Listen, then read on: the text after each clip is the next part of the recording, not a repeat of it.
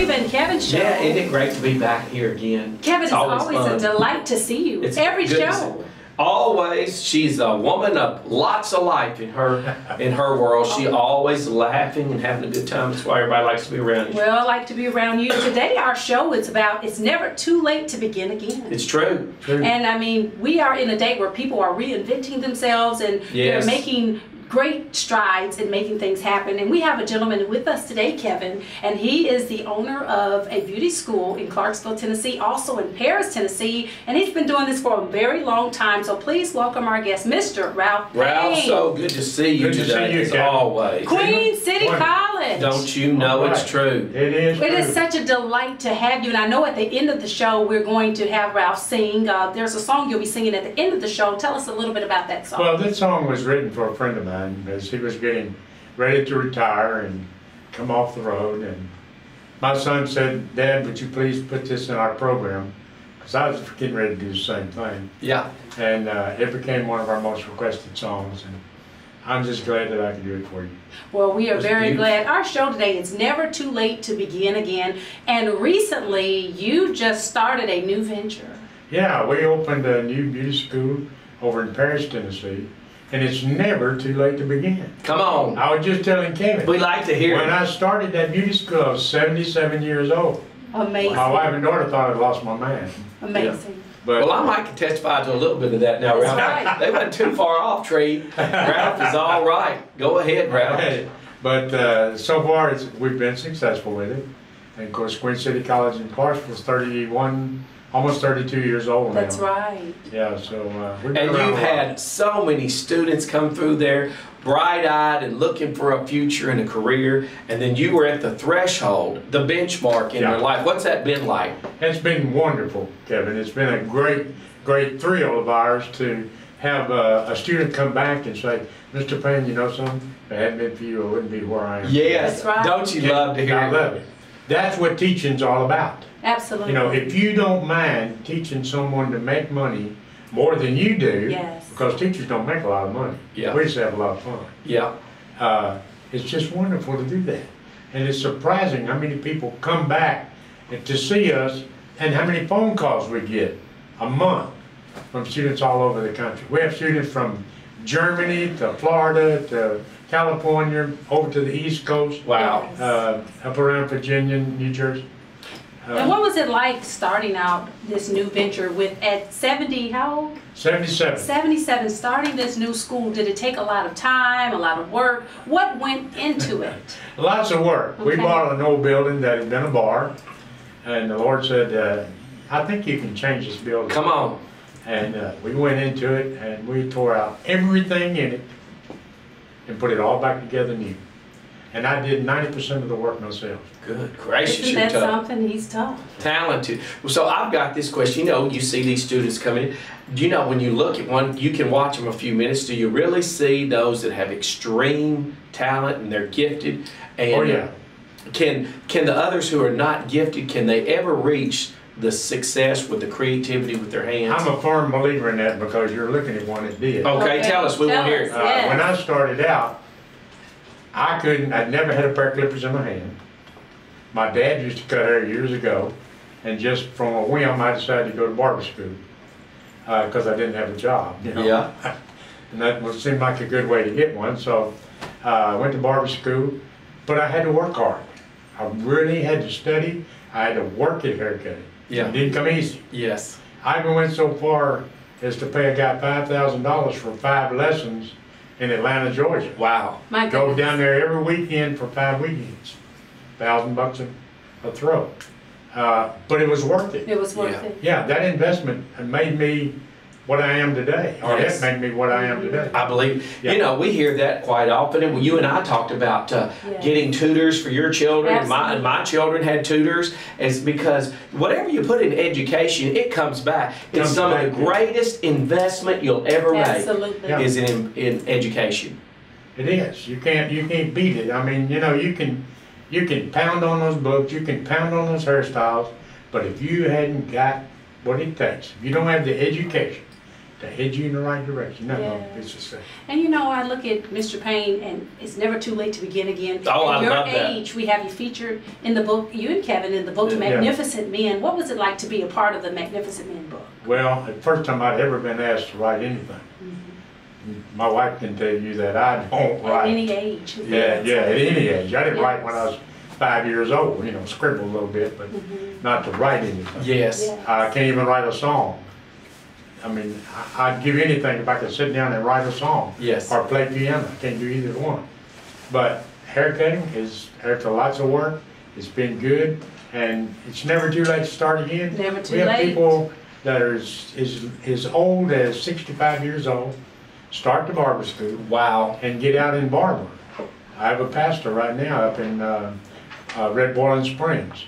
He started barber school at 65.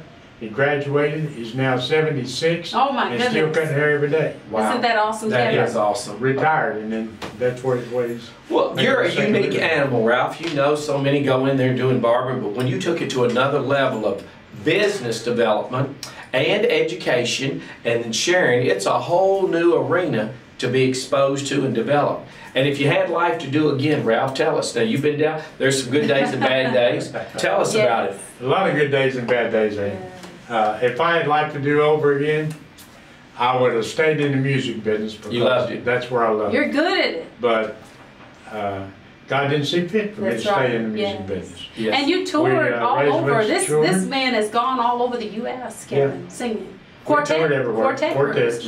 Yeah. I still remember the day we were at the Centennial Park in the spring, and Treva was having a photo made, and there's a group of men there, and they sang on the steps with the War Memorial back over there, the Parthenon behind us.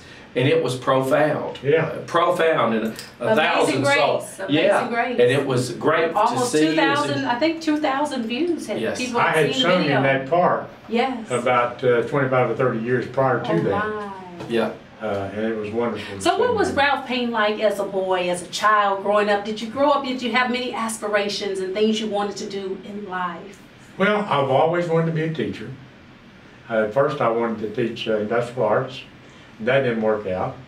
And then in 1965, I had the opportunity to start teaching men's hairstyling after being chosen as one out of 30 barbers and hairstylists across the country to teach a program that the Department of Labor set up for us. And did that spark your mind? Sparked my mind. That right said, there, "Here I that go." was it. But it took me a long time after that. Yeah. Another 20 years before God said, that's enough.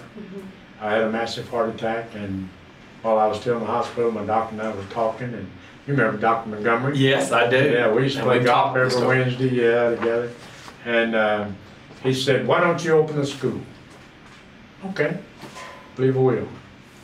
Just like that. That's where it started. And that's the story of Queen City College. That's how it got Now started. you all offer so many services. Tell us about some of the services. Well, all the services. You can get anything at Queen City College that you can get in any salon in the country. Yes. Okay. So it's hard to, just... From facials to... facials, shaves, haircuts, hair color, anything you want. Yes. Now, and I was just over there. Braids, actually, I took my daughter over there last week, and we had a mini facial. My daughter Robin, it was her first one, and I'm telling you, the students are great, and the service is fantastic. Yes. I want to take my co-host over there. Yeah. Hey, did you put a little color in Treva? You know, that lights her up with a little purple here, a little pink there. Yeah. It does bring a lot of fun, doesn't it? Yeah. It does. And I love all the high fashion colors that are out there today. So do they come out with a new haircut every year? Is there a new style that breaks out every year? Is it every 2 or 3 years? There's a new color that comes out every year. And styles, they bring a new style out every year too. Okay? But twice a year they do that. They do it usually in the winter and usually in the, or spring and fall. It's when the new styles come out. Yeah.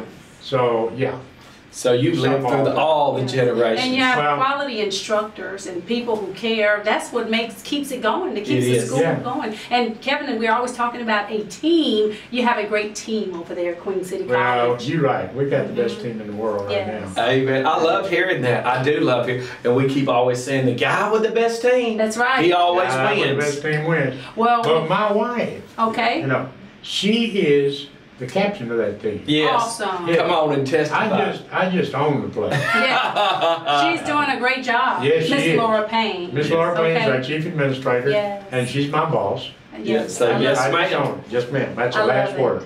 Well, we're so delighted. It's a great show hanging out with Mr. Ralph Payne, Queen City College. When we come back, we have a woman here today who's going to share her testimony. Her name is Elayne Clark. Mr. Payne, thank you so much. God bless you, Ralph. For hanging out with us. To hearing Elayne, too. All right. We'll be right back. Stay tuned. Queen City College, the Style Institute, is ready to make you look and feel fabulous. Queen City College is a great place to relax and have your new hairstyle created, or have a body wrap or a rejuvenating hot stone back treatment. Why not get a facial too? It's all right here in one stop and costs half of what everyone else charges. Grab a quick haircut in the barber school or get a manicure or pedicure from one of their many skilled students. Walk-ins are always welcome, so find us in Clarksville or in our new branch located in Paris, Tennessee. Queen City College, the Style Institute. Call us today or find us on Facebook. It's the Treva and Kevin Show. Welcome back. It's the Treva and Kevin Show. Great to be back again. More guests, more excitement, more fun. Hey, you're up a little higher today, I know. Kevin. There's one. I've always wanted to be just a little taller than Treva, and this is the first opportunity I got to be there. So we'll have to keep this chair here. She is so intimidating. When we go out to the wars, I say, "Don't wear your high heels." Sure enough, here comes Treva, blinging down through there with the tallest high heels that you've ever seen. That I've ever seen. And this year they're going to be much higher, so get ready. Yeah, we'll see. I'll put me some extra cushions and stacks in my boots and go. Yes. Well, we're so very excited because our show is all about just great things. It's never too late to begin again. And we have a young lady who with us today. Her name is Elayne Clark, and she is a minister of recovery, and her organization is Never Too Late? It's a Reason for Hope. Reason for Hope. That's right. Okay. Yeah, Elayne Clark, welcome to our show. God bless you, Elayne. Nice to see you. So, oh my goodness. This lady here just beams when she came through the studio. Yes. I said, wow. You know, one of the things that we've learned in doing the show business, so many people, they've got to cut above. And I like to say that enthusiasm is ethos of God. That's where it comes from. But you certainly, she's not been glowing ever since she hit the parking lot. Well, she has a powerful testimony. Tell everyone about your background, all of the things that you're doing, writer, speaker, motivator, all of these things. Do tell us. Well, it's all about Jesus, Amen. Really. There isn't a whole lot great about my life. So if it was just about me, I wouldn't be here in the studio today. But God has delivered me, and I mean, out of so much. I'm walking through my 6th cancer experience right now. I think we've got the rectal cancer under control for a little while, but I've got some lesions in my lungs we're watching. And many people do. That's really not a big deal. I wouldn't be here because I've got cancer, because, you know, a lot of people got cancer. But the reason that I speak about my cancer is that in 1995, I was raped and sodomized in a very brutal attack, and they didn't know very much about the human papillomavirus back then. So 10 years later, my rectum actually fell out. Humpty Dumpty for 10 years. They were trying to put me back together again. It didn't really work very well. And 10 years later, my rectum fell out, and they said, by the way, while they're doing all this operation, you have cancer. Okay, from this attack, the human papillomavirus has morphed to cancer. Okay, and I said, now what? And they said, I don't know, you have a gay man's disease. Well, I'm neither gay nor male, so what does that mean in my life? And they said, we don't really know what to do with this cancer. We can't get it under control. We don't know enough yet. And that was in 2005. Mm-hmm. Okay, and then I said to my doctor, am I going to die? And he said, not today, honey. So that's kind of as much as I got. And today, we still don't know a whole lot. We do have the Gardasil shot, but that only guards against 2 kinds of HPV viruses, and we've got like 30, 40, 50 that we know of, and probably more that we haven't discovered yet. That's right. So some cause nothing, some cause warts, some cause cancer. And our children today, this is what I want to speak about a little bit. Our teenagers and even preteens are having oral sex, thinking it's not sex. Thank you, President. And it is sex. And we need to teach abstinence, because kids are having cancers of the throat. They're losing their larynx. They're losing their tongues.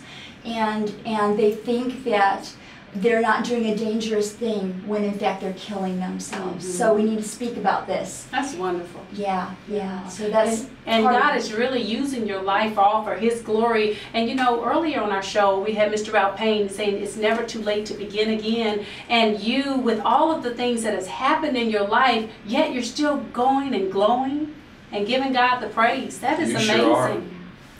So tell us the day that they said that you've got cancer, because the viewing audience, cancer is going to affect every household some kind of way. And what was it like when they told you, and what would you tell the viewing audience in making preparation if they have a loved one or themselves that gets this news? Oh, when they said, by the way, you have cancer, it was like a mule kicked me in the chest. I wasn't prepared for that. And the way I got it, and all these things, and God really had to work with me to just sit there and kind of take it in and not run out of the room screaming, because it's very fearful. Yes. That big C is a very fearful word. And I would say to the listening audience, especially if you've got that diagnosis, I would say to you, God's bigger than that big C. Amen. Okay? And God can heal you. And I want to say that I had a cancer on my face that I was prayed over, and I was healed of it. And I have had hands laid on me for this cancer, and He has not yet healed it. But now Paul asked 3 times, remove this thorn from my side. Yes. And he wasn't healed of it, because God was using it for some purpose. So I believe that He's using this for a purpose, and when we're done with this purpose.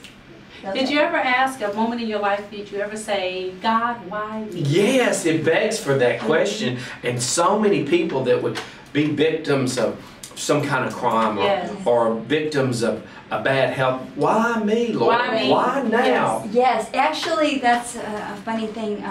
We talked a little bit about it on the radio show.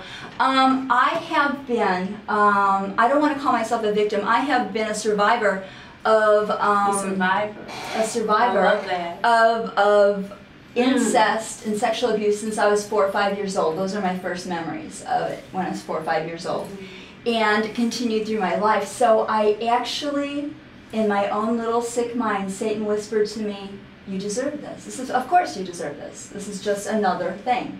So I had to work with myself a little bit. I don't really have anger towards other people so much as myself. And that's a trait that people who are abused tend to take, whether it's domestic violence, sexual abuse, things like that. So I was a cutter my whole life. And so I decided that I needed to use these experiences to help heal, or I was going to be a bitter person, and I'd be just sucking air on the planet. So when you think, and I hear the preacher say, don't let a root of bitterness get in your heart, and don't let it grow. And so how did you deal with that? I give everything to God every day, and I am just so grateful. And in Matthew and in Mark, He tells us clearly, forgive everyone for everything they do, or Daddy can't forgive you. And, I was out there. I was addicted to heroin by the time I was 16. I was running. I didn't want to feel those feelings. Do you think the things that you had gone through, those led up to the drug addiction and the different things? All those things. I couldn't live in my skin and feel that pain. I wasn't able to do that yet. And so I used the drugs to kind of mask that pain. But I hadn't found Jesus yet. And Jesus is the greatest painkiller. So what do you want in the world? What do you want people, Elayne, to take away from your testimony today? Because it's never too late to begin again. Absolutely. And you are truly exemplifying that through just being here today. That's right. Amazing. What do you want our guests, our viewing audience, to take away from your story today? Oh, that no matter what you're going through, I'm not saying that God has done this to you, but God can bring you through it and use it for His glory, and you will be, I don't want to say a victor through it, but you will, it will make sense. It will make you stronger? Yes, absolutely, absolutely. And I just have so much empathy. I actually feel, and I don't know if I'm going to say this correctly or not, but I feel that this is a gift without a bow, because now I am able to bless people who hurt. Yes. Isn't that awesome, Kevin? Well, and I've been with people that have been in similar circumstances, and they say that, this is where God brought me. So, and you say, why? We ask the question, why me? Why now? That's right. Why not us? And then why not? I heard a preacher say that. And thank you for not being bitter. There's so many people that go through the storms of life, and they're so bitter. Instead of becoming better, they're bitter in life, and you can't hold on to what people have done to you in the past. Is that correct? Yes. That's right. Wow. Yeah, I like to hear that, now some people may be mean to us, but I refuse to be mean to them. It doesn't honor Christ. That's right. So do you say, are you going to be the skilled lawyer, or are you going to honor Christ? That's right. Well, it has been a wonderful show with our great friend, Miss Elayne Clark. We want to thank you for being our guest. Thank you. Shining the light for the world to see, and her information is also on our screen. And thank you so much. When we come back, we're going to hear from a song by Ralph Payne. And thank you for watching the Treva and Kevin show. Thank you, Elayne. Yes. God bless you, Thank you so much for having me. You're so welcome. Hi, I'm Kevin Kennedy with the Kennedy Law Firm. It's been said that strong people stand up for themselves and stronger stand up for others. Well, that's the philosophy at the Kennedy Law Firm. We take it as a great privilege and honor to stand beside you and to stand up for you. So in your time of need, call the Kennedy Law Firm. That's area code 931-645-9900. We're committed to helping people.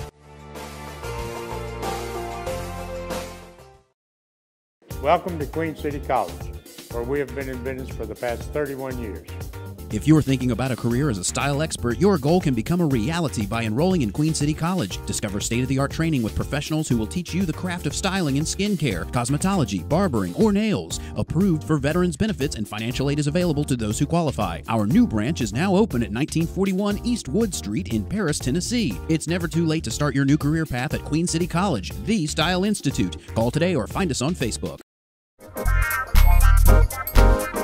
It's the Treva and Kevin show right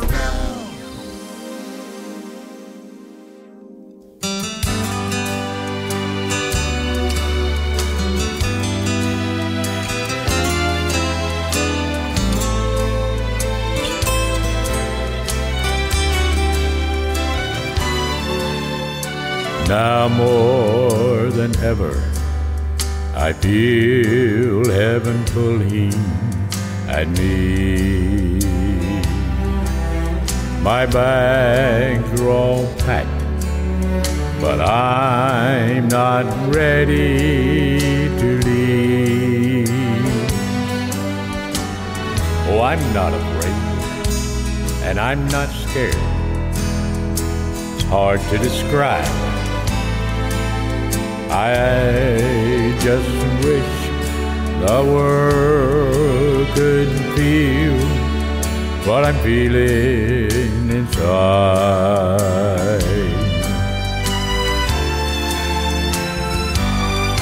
'Cause when I hold the hand of an old trusted friend, this is heaven. Talking about heaven.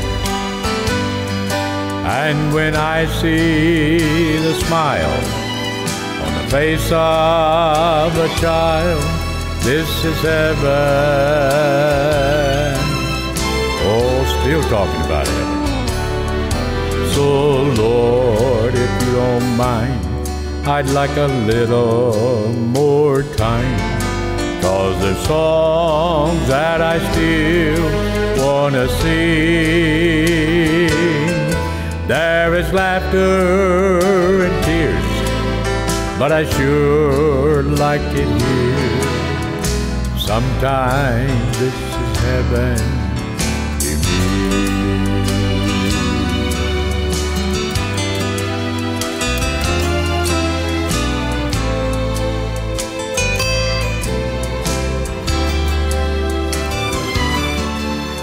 I'm caught in between this world and the world still to come.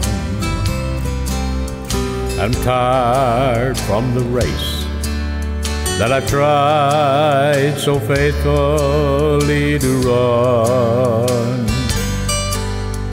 I don't belong to this world, just passing through. Don't tell me goodbye, 'cause I got some living to do.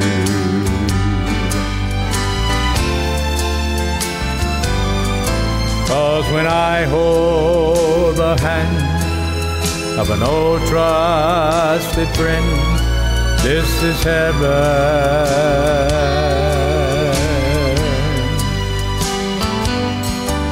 And when I see a smile on the face of a child, this is heaven. Still talking about heaven. So Lord, if you don't mind, I'd like a little more time, 'cause there's songs that I still want to sing. There is laughter and tears, but I sure like it here. Sometimes this is heaven to me.